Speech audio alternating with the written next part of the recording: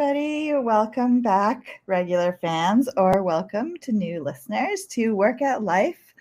I'm Maddie Grant, culture consultant at Propel, and I'm here with my lovely co-host, Sonia Lucina, who is president of the Workforce Division at Question Pro and also an organizational psychologist. And we have the distinct pleasure today of also having Guille Santana, who is on our team at Question Pro and is the mastermind behind the scenes who helps us get this podcast out to you all.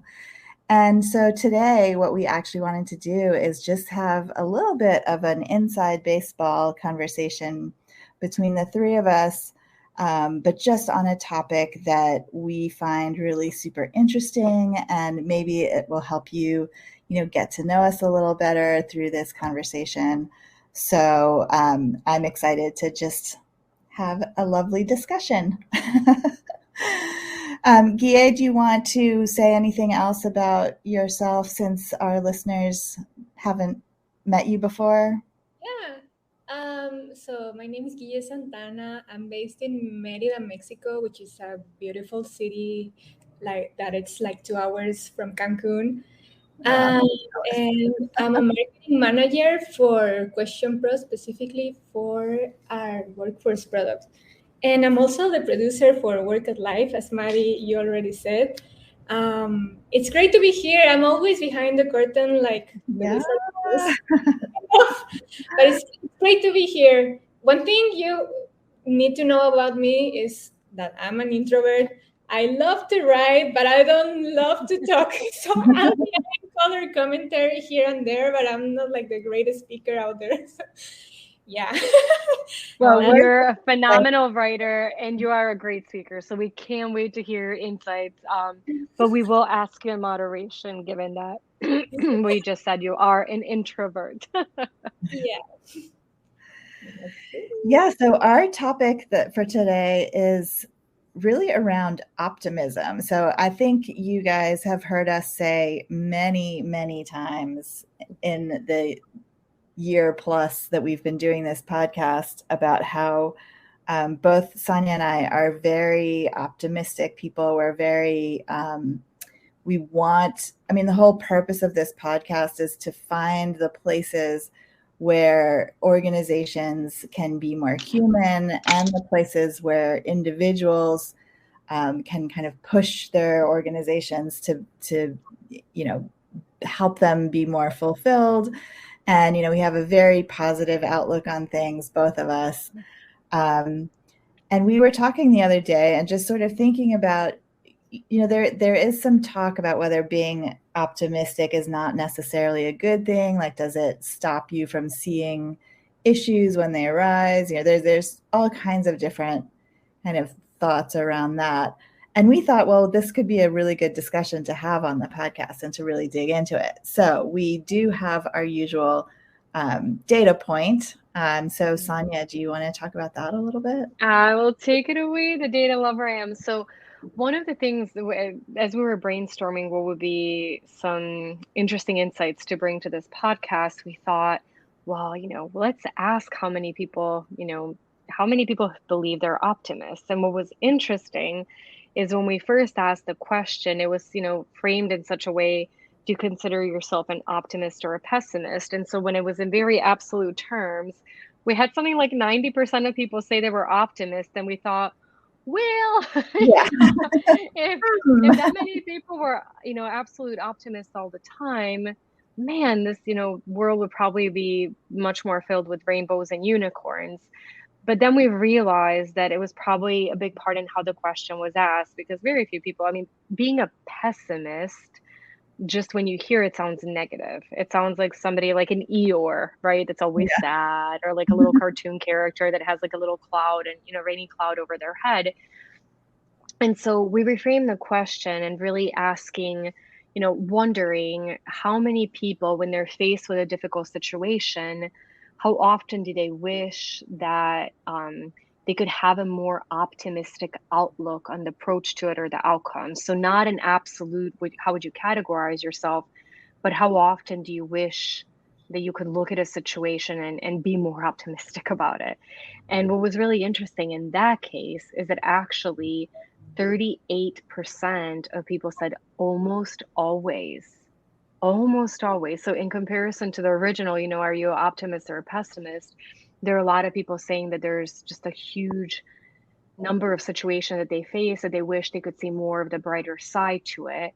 So 38% said almost always, and then actually 28% of people said often, and 23% of people said sometimes. So only 11% of people said like almost never. I generally view difficult situations through an optimistic lens. So a very, very small minority was saying, I don't even feel like I have an opportunity to be more optimistic in different situations. And so that's, when our next step of the discussion started, because one of the things that I had shared with Maddie and Guille is as Maddie was saying, like one of the first things that I'll tell you when you meet me, maybe with a big smile in my face, is that I'm an optimist. I always look for the bright side. I'm always very hopeful. But what that did is in situations where we get really frustrated or initially wouldn't see like necessarily a way out or a realistic or relatively easy way out, I would get really frustrated with myself because I would think, wait a minute, like this isn't my optimistic self. This isn't my hopeful self. What's happening? And the reality is that it's not about being that in every situation. And Maddie, that was, your point is that is it just an absolute optimist that you're seeing the world, and everything through a rosy lens? Or is it just that no matter how tough we are, no matter how resilient we work at being, that there are going to be things in life that are going to disappoint us, and that there are going to be things in life that are going to make us sad. And sometimes it might take a little while for us to bounce back. And generally, we might end up, finding a way to see the situation more positively. But it's not about, oh, like, we're all human, right? Like, it's not Yeah. about always being like, yeah, it'll be okay. We've got this, let's go. But giving ourselves that, every once in a while that it's okay to be disappointed. It's okay to feel like, wow, this is a really big challenge. Can I really handle it? And then think about what are the different, almost like coping mechanisms. Like, oh no, when optimist gone wrong, and like, what do I do now? How do I like, how do I take a step back and really view the situation in a way that I'm used to seeing it? Yeah, Guille, were you an optimist or a? I think it's realist is the opposite, not necessarily, but like realist. Well, I consider myself an optimist, but I think that's because I'm a millennial. And millennials, we've got nothing else to lose. And you can see that like in our consumer habits. Like right now, I'm wearing a thrifted shirt, and like the things that we enjoy doing, like how we spend our time. And yeah, I think that's because millennials have like nothing else to lose, and we know how the world out there looks, like the political state of the world and the climate crisis and everything else. And I know that individual actions won't change everything. Like me buying a vintage shirt won't change anything. But that's how we think because we still have so many years to live. So there's no, for me as a millennial that sees how the world is right now, I feel like I'm an optimist. Yeah. Most of us are. Yeah. I think that's probably a good way to look at it because on another hand, and so I think maybe it's a millennial thing, but maybe it's a you thing too, because another way you could look at it is like we've been through so much, like how could you be optimistic? And we've been, dealt all of these like really big challenges and these tough situations. Like I'm just waiting for something else bad to happen. But Yeah. in a way, like the way you're choosing to see it is, you've lived through various different challenges that have impacted your life in a different kind of way. But you're okay. Like you're still like you've been able to make, a good life for yourself and a happy life. And I think everything that you're saying, like with individual choices, like in some ways that's the only way we'll change the world, right? If each one of us does the right thing. And I know like for me, oh my gosh, like I'm not quite a millennial, but depending on, like where the cutoff is, I could be like the more senior millennial, maybe, according to some research. But I'll think like I try to do the right stuff too. So every time like I brush my teeth, I'm like, make sure to like turn off the water so you're not wasting water. And then every once in a while, I'll put like recycling like in a garbage, and I'm like, nobody's perfect. Like I'm trying to like individually do those kinds of things, but I think every little step is like hugely additive. So where you're saying like, well, maybe just one single action by one single person won't change the world. Absolutely not. But if more people thought like you and said, you know what, even though this one single action won't change the world, but I'm still going to do the right thing, we're going to be in a great place, girlfriend. Like, we'll definitely be making an impact. Well, and it's funny because I don't know, Gia, if you know this, but I actually wrote a book with my partner Jamie called When Millennials Take Over. And the subtitle is The Ridiculously Optimistic Future of Business. Oh, wow. Yeah. And we're talking about older millennials. So millennials in management positions who are now probably close to 40 years old. So the upper end of the generation. But the book is all about how they're this half of the generation is really able to change things as they get into positions of power within organizations. And as a generation, they do have this sense of the collective because of the internet, first of all, because you can now do things with, hundreds, thousands, millions of other people where even a little step can actually, collectively do a lot. So it's just so interesting that you should say that. I love it. Wow. I, however, am not a millennial. Not even close. So. It's all right. We can represent all different generations and we can make our own. But yeah, for me, so I definitely am very optimistic and enthusiastic. And I think what I bring to the table a lot in the work that I do around culture is a sense that that we can do amazing things together, right? Yeah. And I worry sometimes that so it's always, like rainbows and roses at the beginning of a project, but oftentimes things, might take longer because I do culture change, right? So things might take longer to change than we hope at the beginning. And it might be 2 years later and we're still working on it, so there's definitely a sense of, I don't want people to think that I'm enthusiastic without anything to back it up, right? Yeah. But luckily, so far, I do have a lot to back it up, and I realize through experience that culture change takes a long time to happen, and there's lots of things you can do quickly, but they're small things, and the bigger things take longer, et cetera, et cetera. So I think I'm okay with that whole perception, but I also know that, you need a mix of people. You need the people who are super, data driven and very methodical and, sort of engineering minded. And you need to do the whole step by step and the detail of everything just to make sure the people who are a little bit risk averse, maybe like, because I am not that. I'm like, woohoo, let's go. Well, I love what you're saying, and I'm trying to think of like the recommendations that we were talking about for, in our like the original lens was how do you be more optimistic in situations, but it sounds like it's really about balance, and what you're describing is like different people balancing the situations, and some of the things that we were doing research on is almost like how can you effectively work towards balancing inside yourself, like so that it's not like another person. And like what's interesting is maybe in the example that you're giving, it's like, well, you're too optimistic. It actually made me think of, I don't know if either one of you watched the series This Is Us, but two of the characters Oh, Guy, you have to watch it. It's phenomenal.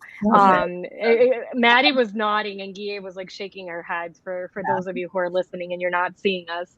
And so there's two characters. They're a married couple, Randall and Beth, and they do this thing of like, what's the worst possible scenario? Like when something happens or they're worried about something, they're like, okay, let's run like through the worst possible scenarios. Like, okay, I'm gonna go for this job and I'm not gonna get it, and I'm gonna start drinking and we're gonna lose all our money and we're gonna live in a trailer, da da da. Like then you realize like that's okay, that's probably never gonna happen.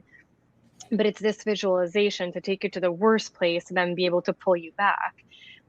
So I think Maddie, that's like you're to like kind of like if you're super optimistic, how do you get to be, how do you balance that? Yeah. But then I know, and you both know this about me by now, and man, is it not a good trait. Like if you need to suddenly talk to me about something, like somebody died, or if you're on my team, you're leaving the team, or something caught on fire, like my mind like spirals. And so I'm like, no. And like really like in my life, like I don't know if it's ever been that worst case scenario where my mind went to. So one of the recommendations is that, and like again, like, oh my God, I'm like, I believe and I'm an optimist and I can spiral like that. So one of the recommendations was when that happens to you, like proactively think of almost like what could be the best case scenario, and then it'll even you out, because that's like that is one of my challenges for a lot of situations that I feel like I ease into, I can plan for, I have control. That's like my big thing is if I love to believe that I can control different things, because then successes and failures are up to me. As soon as I feel like I can't, I get terrified because I don't like to leave Mhm. things to chance. And when something comes in unexpectedly and I don't know what it is, I panic because it's out of my area of control. So that was one of the recommendations, that if you like me, that tends to happen, like just put yourself like in a scenario of like, okay, but like what could be the good things? Like what could be the good outcome? And it doesn't have to be something as sudden as I'm describing. But if you're trying to pull yourself back and say, like, 38% of people are saying like almost always something happens where they wish they could be more optimistic, like do that scenario kind of role play in your mind. Like, but what if this could maybe be something great? Or if there's good news, and it'll probably help land you more in the middle towards like, well, more than likely the realistic scenario is going to be. Well, and I actually also think that it's all of our, I don't want to say job, but we have a role to play in being the balancer. So whether you're more optimistic or more realist, to say something if you have kind of an opposite thought.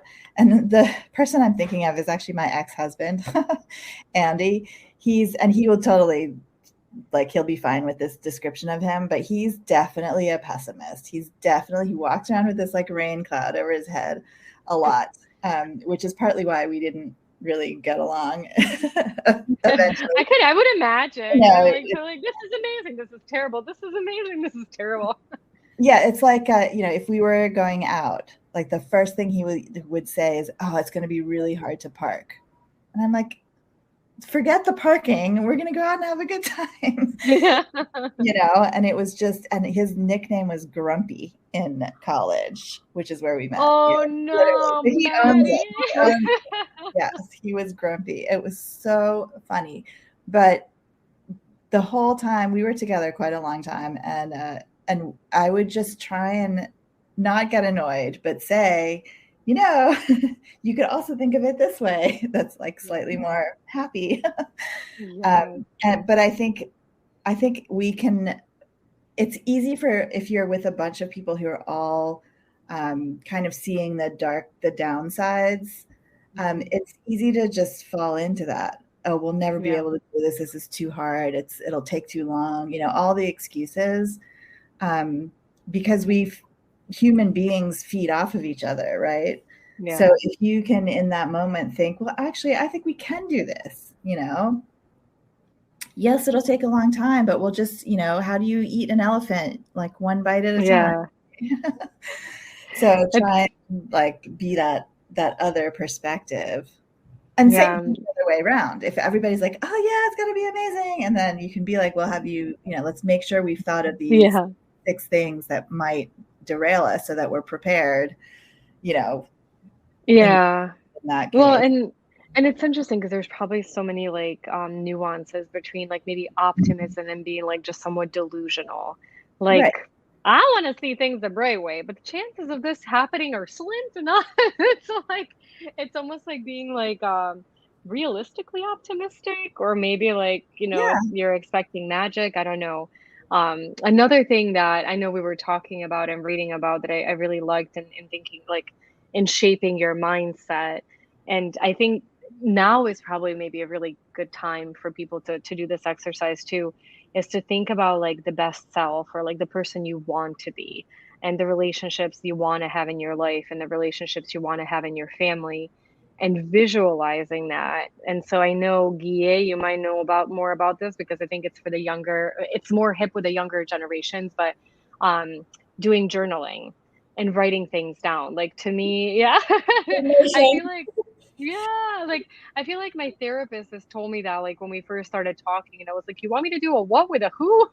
Like, I take notes in, like, business meetings, and I totally get the value of it, but it just never became a habit for me. Well, a habit, I didn't even try it once, but what she was telling me, and I fully believe this, is that when you start to write things down, you realize, like, it crystallizes your thought, and you realize things you know, and you realize things that you don't know. And so when it comes to optimism, like this idea of like writing down things about like your best possible self, like makes it more like you can picture it more, and it starts to make it feel like more real and more possible when you're doing that. So again, I think even, for the people who are doing journaling, to add that as a part of it, I think is brilliant. And for me, I'm always looking for different ways to put in good habits into my life. So far, as I've, mentioned sometimes before, I've only been able to enter yoga in the mornings, but I'm holding on to that as a good thing. Maybe if I wake up a little earlier, I could do a little journaling, or if I take a little bit less time getting ready in the morning. But to me, that just seemed like a really interesting exercise. And it said if you do it once a week over time, it'll start to help you have a more optimistic outlook on yourself, and then also in situations that you would like to happen. So interesting No, little tricks and I'm tips. just amazed at the whole. So just rewind a minute. So I had a bit of an aha moment thinking about this the other day, and it's to do with this idea of visualization. And as you know, I'm a little woo woo. So, visualizing like the future that you want is like an Yeah. exercise. I mean, it's like you're journaling, right? It's an Yeah. exercise that I've tried to do. Like I'll picture myself on a beach with a cocktail and celebrating, a huge win of some Ah, kind, and my family around me, and, whatever it is. Um, but I had this aha moment, and tell me if you think this is stupid, but I was thinking maybe this podcast is actually a little bit of a visualization exercise for the workplace that we hmm.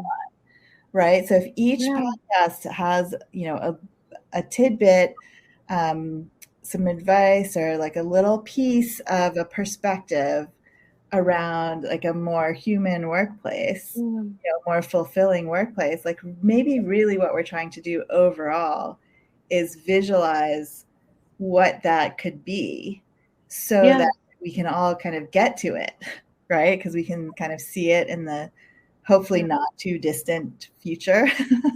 Yeah. Right, so it might be dumb, but I kind of felt like I couldn't help No. Oh my that. God, of course not. And I think you're right. And I think that's a really great way to look at it, because sometimes I think the things we talk about are things that are, our guests or organizations are already doing. But a lot of times it is more aspirational. And I think that's okay, because I think if we talked about mostly around like what our company is getting right today, you don't challenge yourself to think about the next thing. And you think about all these like big organizations that have, changed. Like I always like I've given this example a million times, but like Apple and what they've done with like their mobile devices. And like when I was younger and the first camera came out on an iPhone, I was like, why would you need a camera on a phone? That's ridiculous. Well, look at that. Yeah. But that was in some ways like them, like, thinking about the future, thinking about that change. And so I love that, because I think that if we at least view this podcast in that way, it's really energizing for the purpose of it. And it's really energizing for why we spend time doing this, because like you said, every time we introduce ourselves, all three of us, have day jobs. And Yeah. we're not podcasters and producers, full time. And so in doing this, we're doing it because we do have this like big hope and dream, and have visualized some ways that the future work can be much better or more fulfilling or different in some ways. So I love that, Maddie. I never thought of it that way, but now it like Hey, yes. I'm glad you like that. It just seemed like a real sort of aha moment when I thought that the other day. Yeah. And I gotta say, like, being backstage and listening to the podcast all the time, it definitely has given me some tools for my personal and my work life. And I think, Sania, you have noticed that, or I maybe. And yeah, even like our last episode with Dr. Candace, getting your career in shape, where you're a woman, you have all these things going on around you. I feel like they've been helping me, like in my life. I took lots of notes in that podcast, and I was being manifested this. Yeah, that was a great no, that's brilliant. And that's like, thank you for sharing that, Gia, because I think that's the one really challenging thing in the digital world is like when you are in person with somebody and you're having a conversation and you say something that makes sense to them or doesn't, and you can look at their face and you can look at their body language and you can pivot and you can understand like, wow, I'm really onto something here, or like, ooh, I really said something stupid there. And for us that are doing this on an ongoing basis, it's we send it to the world and we hope that it's like, magic fairy dust, but we don't know. Like, we don't know what people on the other end, like, is it practical, is it useful? So hearing that it is always really encouraging, because that's only, again, like the optimism, the why do we do what we do, is because we do want to make the world a better place, and we want to do it in very practical terms. I think some of it, like theorizing and dreaming of a better, bigger future, is one of it. But if at least every once in a while somebody can walk away with something where they feel like, wow, this was really useful, I mean, that is so important. Yeah, well, and it goes right back to Guy's thought about, the little steps, right? That even individual people can take. And then hopefully over time with a lot of people, we can actually make some change, Yes. It's the opposite of, I often say when we have tough situations, like death by a million paper cuts, but this is the opposite. Yeah. This is like victory by a million, I don't know, like good deeds. Like, it's like you kind of like add it all, and things don't seem like they're that significant, but in the end they create something really big and beautiful. And maybe you don't see it until you back up, or like until enough events happen to accumulate, but it's so important. Well, that seems like a really awesome way to close out our show, since, as usual, we've pretty much hit the time. So, Guille, are you ready to close us out? Yeah. This time from in front of the scenes. It was so wonderful to have you on. We'll definitely have to have you back now. Definitely. And for our listeners, Guille is always behind the scenes, so you never know. She's the one making the magic happen. Exactly. Well, thank you for inviting me, ladies. So it was a pleasure to have you on. Yep. Take care, everybody. Thank you for listening. See you again next time. Bye. Bye.